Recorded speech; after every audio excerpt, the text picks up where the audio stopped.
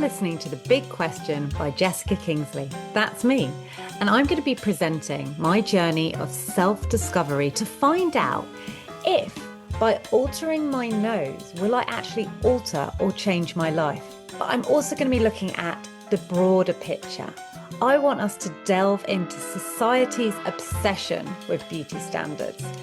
Society's obsession on the street, on our TVs, on our screens, and the pressure we put on ourselves. In a world, especially a Western world, why do we boast about how diversified we are when it comes to looks, when actually we're no more further than we ever were, and there's even greater pressure than ever to conform to trends and perfect beauty standards? I believe that my big nose is holding me back from my big dream of becoming a TV and screen actress. I want to find out if talking to other people about their looks and about the industry will actually help me to decide whether or not I should have a nose job. Welcome to The Big Question, and it's a Happy New Year here. It's January 2026, the year I turn 45. Perhaps that's why I am having a midlife crisis and thinking about having my nose job. Will me changing my big nose, that's the way I feel about it, change the course of my life? Will it let me pursue my big dreams? I feel it's holding me back. I don't know if it's holding me back physically or psychologically, but that's why I've decided to talk to a child psychologist, Hannah Abrahams. I'm about to talk to her. And the reason I wanted to talk to a child psychologist, not say someone who works with adults, is because I feel like the seed about my nose was planted as a child. I'm not saying that I might not have, as an adult, come to this thinking about my nose, but I feel that my dear mum planted the seed when I was a young adolescent girl, and it literally grew from there. It grew like my nose.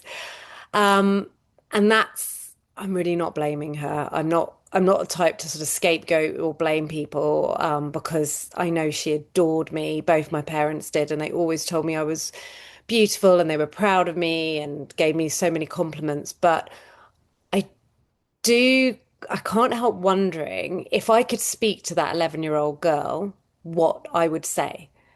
But I think that would be really hard for me. So I want to talk to a child psychologist and see what they would say. What would they have said to that 11-year-old child? And also, I'm really interested to see if those who are working with children are finding that these self-esteem issues have always been there, or if they have become worse with things like social media. I think in my day, in the 80s, we had some amazing magazines like Just 17.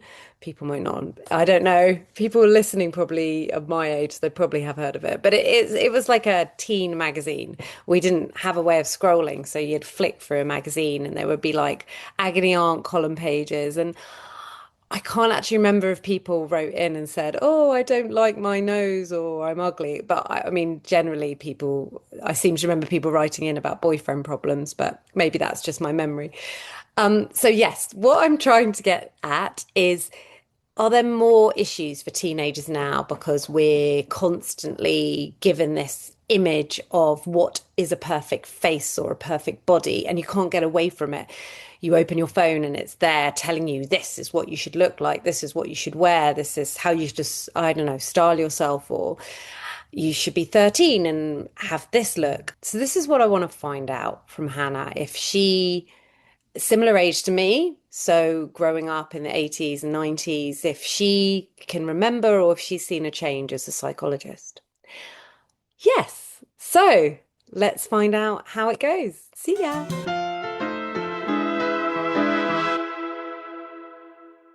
Good morning, Hannah. Good morning. Lovely to see you. How are you? Good. I can't actually remember when I last seen you, other than on social media. That kind of counts, doesn't count. It sort of counts. I mean, yeah, I'm very erratic on social media, so yeah. But it's lovely to see you. And I'm aware that I haven't told you too much about what the podcast is about. But before we sort of go into details, I just want the listeners to hear about you, about what made you want to go into your practice. So tell us a little about your background and about what you do. Gosh, it's a long story, but essentially, I'm a psychologist and I work with children and families, and more so, I work with adults. And um, that's a really pertinent question in terms of what made me want to go into it. And it's long and detailed, but essentially, I think as a child, I was very aware of, and an adolescent, of hearing people's voices in terms of hearing people's stories and knowing that everybody had a story to tell. And that really became sort of my driving force. It was about listening to people's stories, hearing them, making sense of them, and helping people make sense of them themselves. Um, but my work is really diverse. I do a lot Mm. of work in schools. I also do, I run clinics as well. And I also work with kind of more sort of like adult corporate kind of work. And actually it all sounds very varied and different, but it's super interlinked. Yes. So um so yeah, I have my weeks are filled with wealth of hearing different people's stories and understanding things from hopefully from different perspectives. I love that you said about hearing stories, because essentially, I mean, that's what this podcast is about. It's about my story, but it's also other people's stories on a journey and the voices. Yeah, I'm going to delve into those voices in a bit. But the reason I felt like you could help me with my story is it's something that happened to me in my adolescence. And I kind of wanted you to help psychoanalyze the inner child in me. Um, because I thought that I could try and do it myself. I work with children, but I can't do it on myself. And I didn't want to purely speak to an adult psychologist because I think it does relate to children now. Before we get into my story, I'm going to ask you a couple of things to do with what's happening now in the world of psychology. So, how long have you been practicing for? 20 years this 20 year. years, yeah. Yeah. So, you must have seen in that 20 years a change for children, specifically looking at, say, social media, how a child or an adolescent might be affected by what they're seeing. So, I remember I t spoke about this a bit in my intro, like Just 17, a magazine that we might have picked up. Yes, I remember scrolling through it. Yeah. Yeah, so we might have been 11, 12, 13, maybe, well, it said just 17, but I think often you'd pick it up when you were younger than 17. And that might have been our only in, other than the TV or adverts, into what other teenagers were thinking. Obviously, you had peer pressure at school, but now I feel like youth are bombarded with images of what they should be aspiring to. And you must have, in 20 years, seen some trends. I don't want to put words into your mouth, so tell me what you've seen. Well, 100%. And I think also when you talk about our experience as adolescents, the biggest difference, or one of the most sort of significant differences I feel is that you could pick up that magazine, you could look at it, you could critique it, you could hope, you could wish that you emulated somebody that you saw on the middle page, but you were able to put the magazine down. Mm. And there is no escape for young people nowadays. And also, I mean, I think what we know now in terms of kind of this amazing reconstruction that goes on with adolescents' brains. And it is basically like sort of taking them back to toddlerhood. It's like this kind of huge architectural change that goes on kind of neurobiologically, neuropsychologically, is that during that change in adolescence, they are taken back to this state of, well, if I see it, it's true. And Okay. that's where we're at. So this is what I need to be. They're not as able as we are as adults, and I would say the majority of young people to go, but this image has been doctored. And this Mm. person's standing in this position in order to make themselves look like this, or the lighting's like this. And so essentially the messaging becomes deeper and stronger. That is a really big part of adolescence now, is just as you said, the bombardment of images, social Mm. images of what you are meant to look like, how you're meant to present, how you're meant to behave, and there's no space for critiquing it. So that plays a massive role in young people's self-esteem, their confidence, the way that they hold themselves, both Mm. externally and the internal dialogue that takes place as well. So would you say you've seen in your workload an increase of, I don't know, caseloads or clients or coming to you with self-esteem issues, or is it caught up with school refusal or anxiety? Is it coming out in different labels or coming out in neurodiversity? I think it comes out in all sorts of different strands, and I think it would be remiss of me to say I only see it in one area, or psychologists and other professionals that we work with only see it in one area. But I think body image, body dysmorphia is incredibly prevalent in young people. I also, and maybe it's biased, but I also think that there is a level of increased sort of sexualized kind of behavior or presentation of young people. And you Mm. see that from a really, really young age because of the images, partly because of the images that they are kind of presented with, and Yeah. what is deemed as acceptable, inviting, you know, and that relates to their self-esteem, how they're going to form friendships, how they're going to perceive that they are kind of connected to others.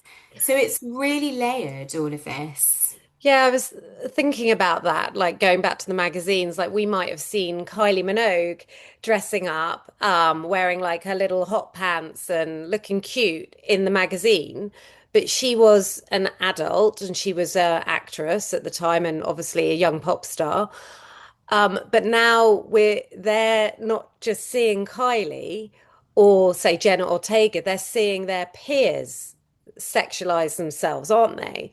So I'm trying to imagine what I would have felt if I'd have seen my friends in an image dressing up as, I don't know, the Spice Girls. Like, would that have crushed me? Would I have been like, oh, I want to do that too? I probably would have been that kid.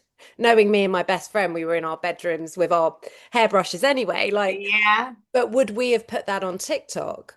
And how is that playing into their psyche? Like, yeah. Yeah, and also if you think about it, with an adolescent, with a teenager, there is often a level of impulsivity that exists within that life and that time anyway. So yes, they are much more likely, much more quickly to put things on TikTok than Hmm. necessarily an adult who will reflect, kind of dissect, think about it, edit it, etc., and think, well, is this going to be appropriate? Because to be an adolescent is to be in the moment, is to be present, is to not necessarily think about the consequences of Yeah. actions.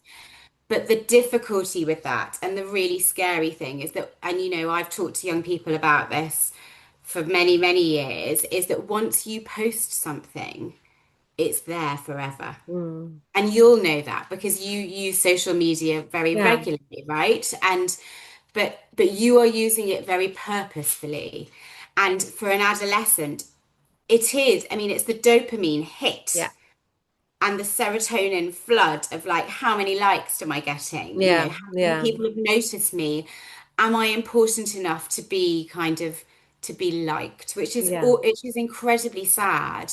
But actually, and I think you said something earlier that's really important about childhood. And I think that what I understand as well, what we can reflect on, is different types of attachments as well. So if you are securely, let's say that if you had a childhood where you are really securely attached, right, Mm. to one of to both or either your parents or your caregivers, you are more likely to be able to go, I'm good enough, like this photo is good enough, right? Or how I see myself in my shirt and my trousers, it's okay, I'm accepting of that. If you're insecurely attached and you are looking for acceptance from others, you are far more likely to sort of experience that level of anxiety around your body, your presentation. And I'm not saying that as a binary thing Mm. because that moves and changes, but Well, I think I, that feeds in quite well to my journey, okay. um, because so here's what happened when I was about 11. I would say I had secure attachment. I had two very doting parents, and three big sisters who adored me. I never felt alone until later in my teen years when my sisters left.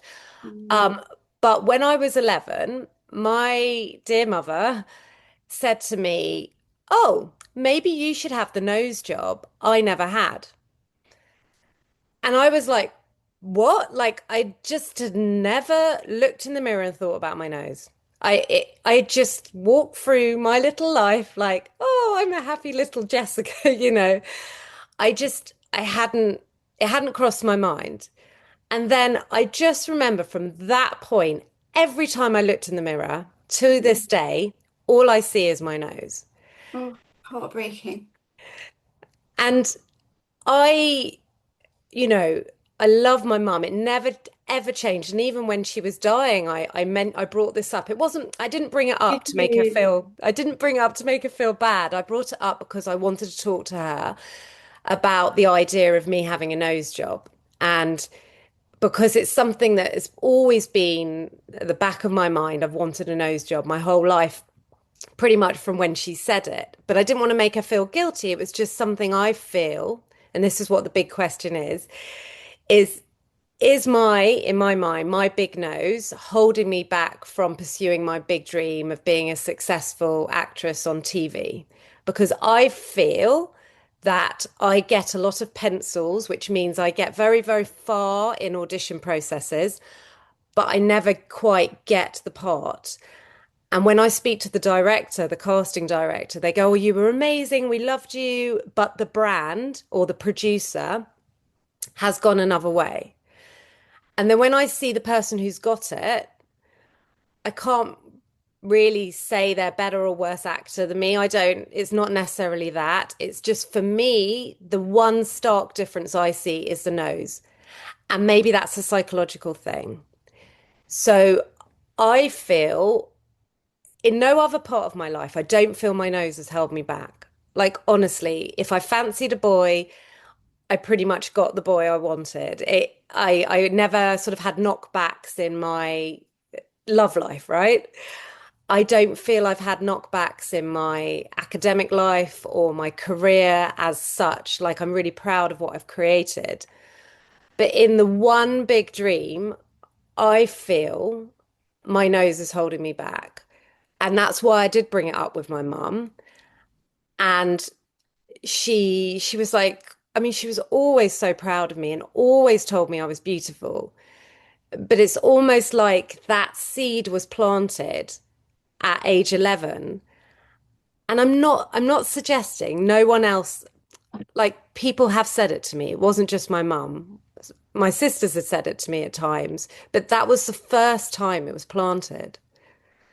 And yeah, as a psychologist, I don't know if that has affected me as much as I think. I don't know. I've Mm. just unpacked a lot there. Yeah, I mean, I think, gosh, I mean, I think you said something really important when you spoke about it first. It was the way that your mum said it to you. It was almost as though it the story and the the way that it was phrased, it wasn't just about you, Jessica, it was about Mm. your mum. Yeah.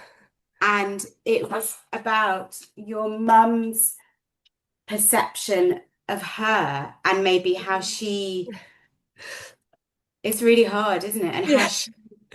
how she viewed herself in the world and what, and and I think, and it's probably really important. I actually do think it's really important that I say that I knew your mum. And Yeah, I you did know my mum.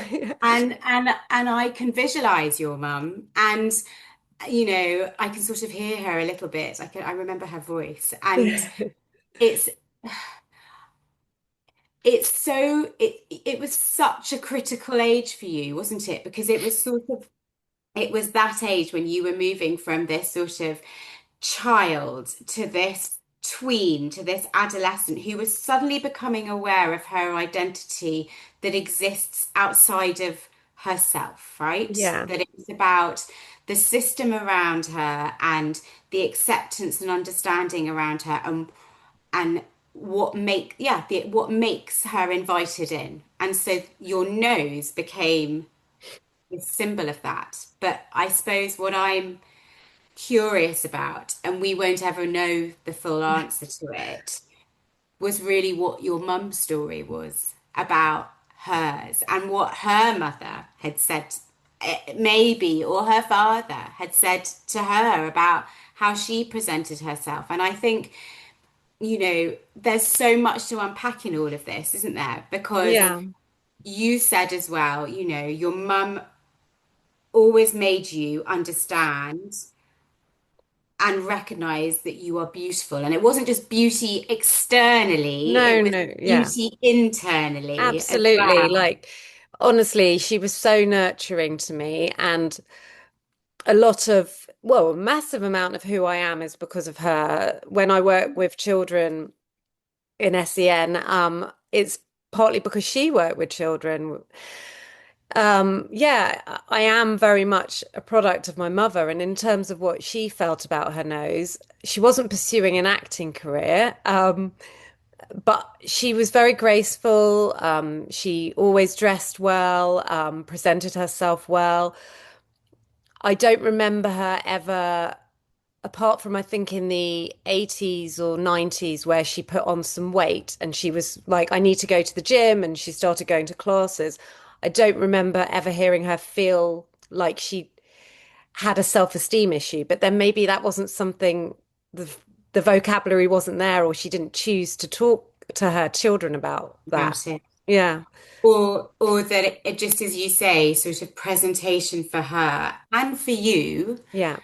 was really important. It was like how, to be in the world and to become part of things and to be an actress is also to present myself in a certain way, to hold Mm. myself in a certain way. And and I think you're saying, and please correct me if I'm wrong, that you absolutely do believe that you present in that acting world in the way that you want to. Yeah. But and I'm wondering whether, as well, whether the story around your nose also might relate to another story about good enough.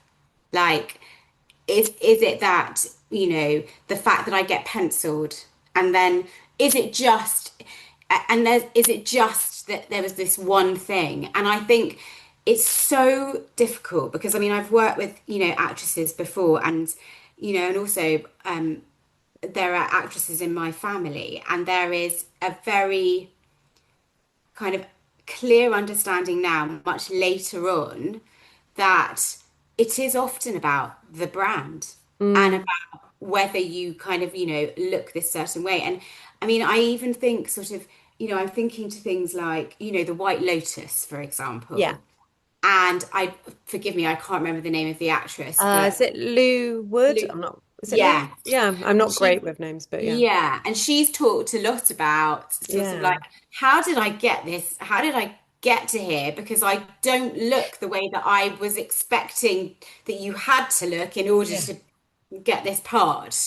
And Yeah. actually now I'm going to embrace this. I'm going to embrace the fact that, my two front teeth are gap tooth like the wife of Bath, and that's who I am, and it's sexy and it's beautiful. And, my God, look at the success that has come to Mm. me from the fact that I present as differently, and then the Yeah. messages that go to, adults and young people about that.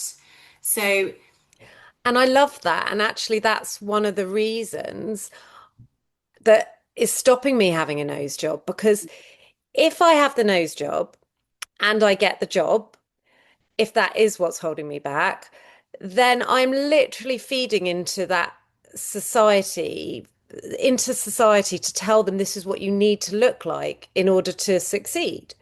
And then if there's a young teen out there who's worried about their nose, they'll go, oh, look, there's another person with a perfect nose on TV.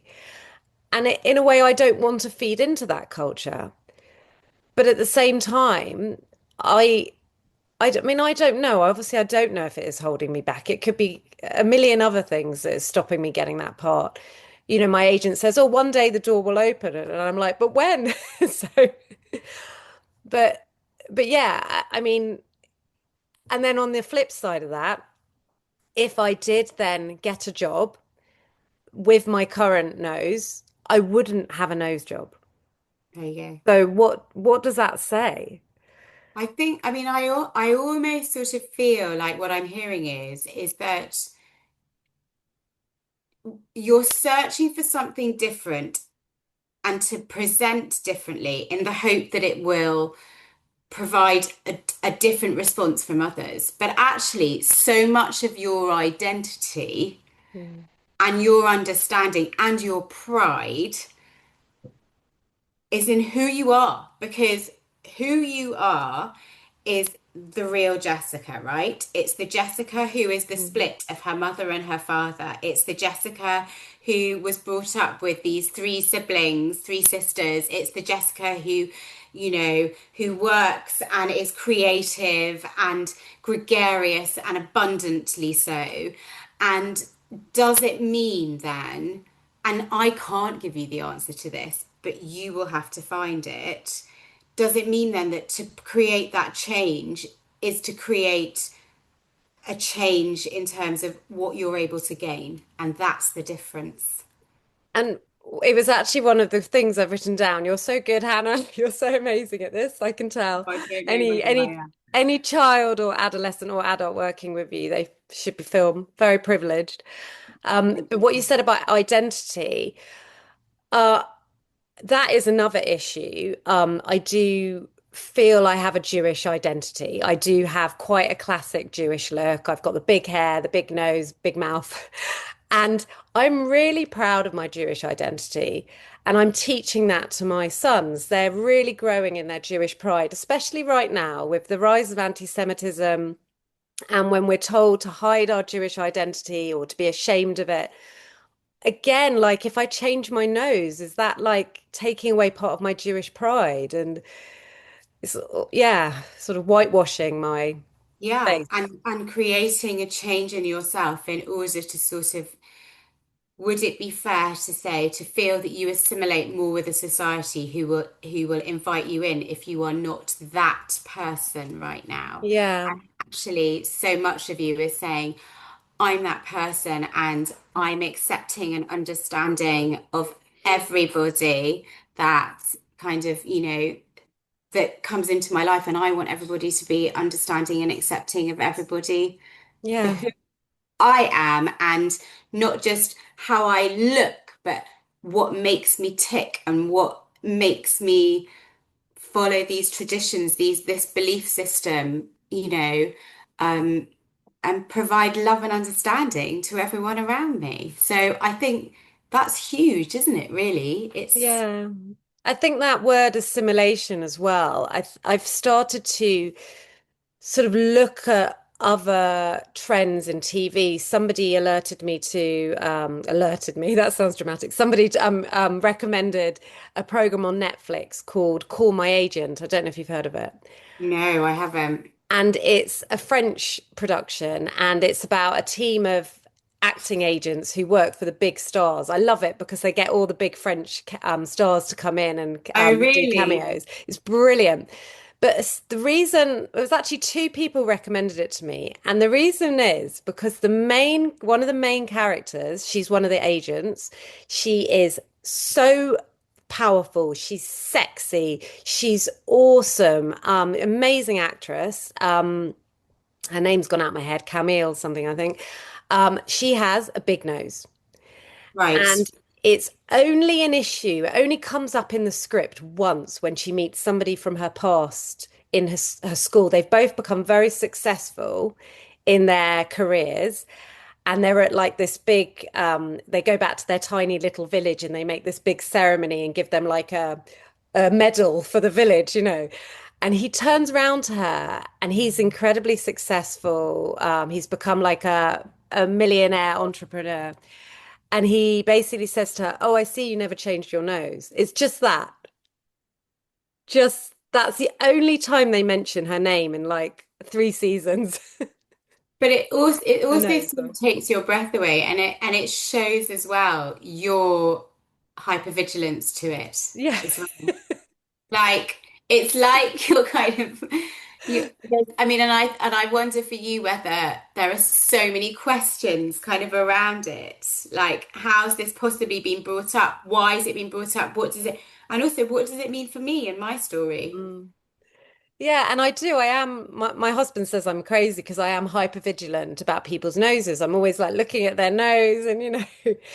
But it's because it's that I'm seeking representation in terms of what I see out there. So when I see this actress who is playing sexy and playing powerful, and she does have a big nose. I'm saying it in inverted commas Yeah. because I don't know what a different nose, an unusual nose.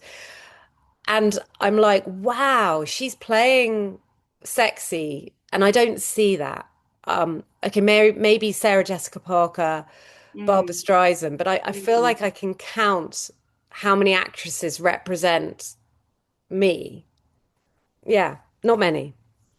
It's really, I mean, and it's so interesting because I wonder whether, you know, and look, it's something to think about, right? Whether you got a group of actresses, really successful actresses, to sit in a room together and to really have a fly on the wall, honest discussion about, well, what are your foibles? Like, what is it that makes you feel, you know, utterly exposed? And how do you navigate it? I mean, I think, you know, if you listen to Kate Winslet's talk, it's Yeah. quite interesting.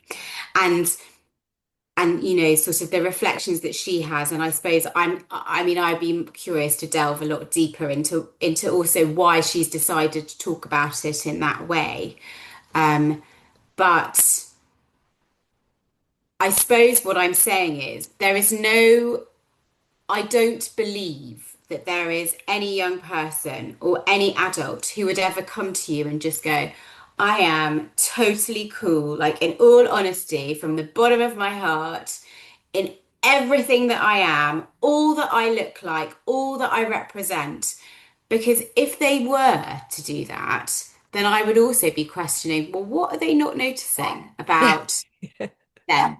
Like, Mm. what is it that's, you know, that's missing in their reflective system? And I suppose, you know, just talking to you is you are so deeply reflective about it. And you're also so aware of what it means, but it's not, but you're going to have to unpack it and unpick it a little bit more to find your answer Yeah. rather than somebody else's. I know. It's like my midlife crisis. I'm going to be 45 this year, and I know there's a lot there to unpack, and that's why I've done this podcast because I felt like it was just literally churning in my head for like 30 or 35 years, you know, just Wow. going round and round and round. It was a really seismic moment, wasn't it? It was a really, Mm. really important moment. And you've never, I bet you that if I really got you to think about it, you could tell me where it happened, Yeah. you know. It's crazy. And like I said, my mum was wonderful. And I know it didn't come from a bad place. You're right. It probably came from her place, but it stuck. And it wasn't just her. I mean, I actually had it yesterday. A little boy, he was 4, absolutely wonderful. I was doing an Encanto party. I was singing for the last 2 hours. He had been probably the most engaged child there of all. He loved me. And then just towards the end of the party, he said, "Why is your nose so big?" Oh, And he said it quite loudly, and I was like in the middle of like a song or something, and I just was like, "Oh, I don't know." Like, could you, how would it feel if you were to turn to him and go, it makes me wonderful me? Like it's, yeah. this is me, this is my face, and this is who I am, and it makes me wonderful me. Yeah. And honestly, it's only happened a couple of times. I remember another little girl saying it, and I think I did ask her sort of something like, "Oh, well, this is my nose." And I was playing Cinderella. It was years ago. And I said, "Does it stop me being Cinderella?" And she went, "No." And There you then go. and then later she came up to me when I was wearing the big blue ball gown and she said, "You're beautiful." But it was like, so I don't know. It just plays in my head, you know? Yeah, it plays in your head. And I think also it demonstrates, doesn't it, the power of words, the fact that, like a 3 or 4 year old is so deeply honest, Yeah. like, you know, but also the fact that afterwards you realize that it makes no difference. It changes for that little girl. You were Cinderella in this beautiful kind of like blue sparkly ball gown, and you were telling the story of Cinderella, and she was enchanted by it. And Mm. that's what you do, is that you enchant people. You tell them, Mm. you tell children and adults stories, and they're invited in, like Yeah. through the drama, through the acting. Well, that's my endeavor. I'm a storyteller. I love telling stories, and like you said, we all have stories. That's why you're a psychologist, and we want to Mhm. hear stories. We want to tell them. It's human nature, right? It's human nature, and it makes us understand the world around us better. And it's so important for people to hear stories. I think we are, and I often find this with the young people I work with, we're in a sort of this crazy world right now where people find it really difficult to hold different stories and to hold narratives that don't necessarily align with each other. And there's a very binary response and reaction, and that also, going back to what we were saying much earlier, is also very, very much embedded in social media. And Mm. I think what we have to do is we have to teach children and young people and adults to listen, to understand, to validate, and this isn't just about body image, but it's about the story of the world right now, and to know that it's all right to have a difference of opinion. And and I think that's where, that also sits with things like body image. Yeah. Because if you look at, I don't know, Kylie Jenner or the Kardashians or whoever, how much change have they created within themselves in order to present the image that they think is sellable? Yeah. And what does it mean in terms of what we understand about what is acceptable and what is not? We have 4 minutes left, and Right. I had one more question. Go on. Okay, if my 11-year-old self had come to see you, what would you have said to her? Sorry, that's a Oh, hard one. that's a big Or question, maybe bless it's the her. same as what you've just said to me. I don't know. I would have listened, and I might not have said anything. Hmm. Yeah. Um, and I wouldn't, I would have been really careful to say what is beautiful in inverted commas and what is not. I suppose I wouldn't necessarily have given you an answer. I would have asked you more questions in order for you to reach the place that was going to be a deeper place of understanding for you. And I suppose my work also would have been about your confidence, your self-esteem, your reflective space, your understanding of what the world and the system around you does and changes and makes happen in terms of your thought process. And it's not much different, really. I mean, everything you've said is still there, and the reflection. And thank you. I mean, amazing talking to you on a. I think this is the most personal of all the episodes. So thank you, Hannah, for just tapping into that for me. And I think you're brilliant what you're doing. And if anyone's out there listening, there will be like, links to you. So thank you. Just Thank wonderful. you. It's very Thank you. healing. It's been a really moving conversation, hasn't it? You Yeah. take care. Yeah. Take Take care. care, my love. See you Take soon, care. hopefully. Bye. Oh, wow. That was more emotional than I thought it would be. Um, I didn't expect to quite talk about my parents so much. And yes, that makes me quite tearful. And if you heard the sniffing, that was me holding back tears. Yeah, it's hard, especially when your parents aren't here to sort of quiz them about the questions.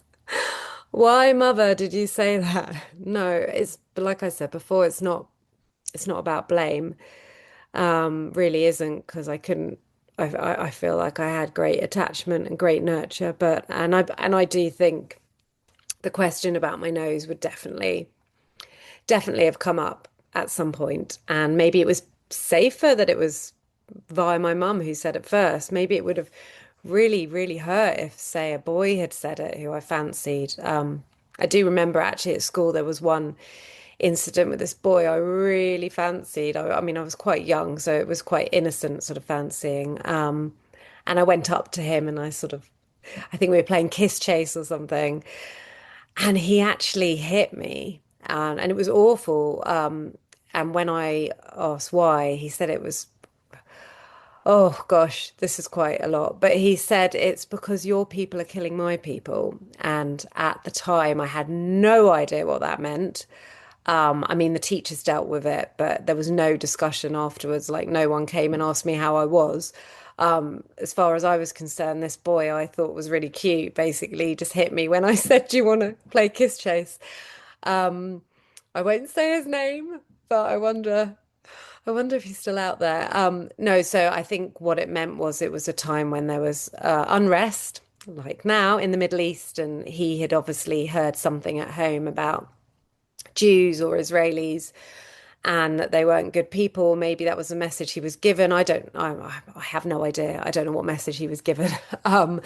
But somehow he internalized that as me being a baddie, I suppose. But that was really crushing for me. So I suppose what I'm saying is that that crushing incident, imagine if it had been a guy who had said about my nose for the first time. That could have probably been a lot worse than my mother, who I loved and I knew loved me. So I'm going to internalize it as a positive that she said that. And probably it was something she was coming from in her background about presenting herself and image, different from being an actor, but just how you show yourself to society. Yeah, so there was a lot I brought up with Hannah, and there were so many things I didn't get to ask her. I had so many other questions that weren't about me, that were about society and teens and adolescent. Maybe if there's a season two, I'll have Hannah back because I loved talking to her. I can tell she's an amazing child psychologist, really is. But yeah, so what next? Where do I go from here? Well, I'm not running to get a nose job yet. Um, I am still trying to get hold of somebody who does cosmetic enhancements because I would like to step into the shoes of someone else for a bit. Like I'm always playing characters. That's what I do for a living. Putting on a wig and being someone else. But I kind of would like to be Jessica with a different nose, which is hard. You can like dye your hair and be you, but with different color hair. I'm looking at a lot of people who are on that Monjoro journey, and they're themselves, but the thinner or the slimmer version of themselves, and their self-esteem is really improving. I don't know. I kind of You can't kind of fake a small nose. You can fake a big nose. Can I like get prosthetic nose? That wouldn't work. Maybe it would. I don't know. Yeah, so I want to talk to somebody who could maybe give me a different nose for a bit. I don't know if that can work. I've put some feelers out there to find out. But yes, I am planning to talk to more people about the big question and see where it takes me. But for now, the question is still there, whether or not to have the nose job. I really do feel like 80% of the time it would be a bad idea, not just for me, but for society as a whole, because I'm just playing into that idea of what you're meant to see on screen. But then it comes back to, will I ever be on screen if I don't change it? Maybe that's not what's meant to happen. Maybe there is another path that will open up to me. I don't know. But thank you for listening so far and being on this journey with me. I do want to hear from my listeners if this is resonating with them. Like Hannah said, there's probably no one out there that doesn't have a foible or something they don't like about themselves. Maybe there is. Maybe there's somebody out there. Talk to me. Maybe you love everything about yourself. And how come? I want to know why. What made you so happy? Or maybe it's success that brings happiness or acceptance. Maybe you did have something that you felt needed to be changed, but when you succeeded and were recognized for what you wanted, you didn't want to change that anymore. That's the truth, isn't it? Just being accepted for who we are. Wouldn't that be a beautiful world? On that note, thank you for listening to The Big Question. I'm Jessica Kingsley, and this is my podcast. I wrote and produced this, so thank you. Till next time, bye.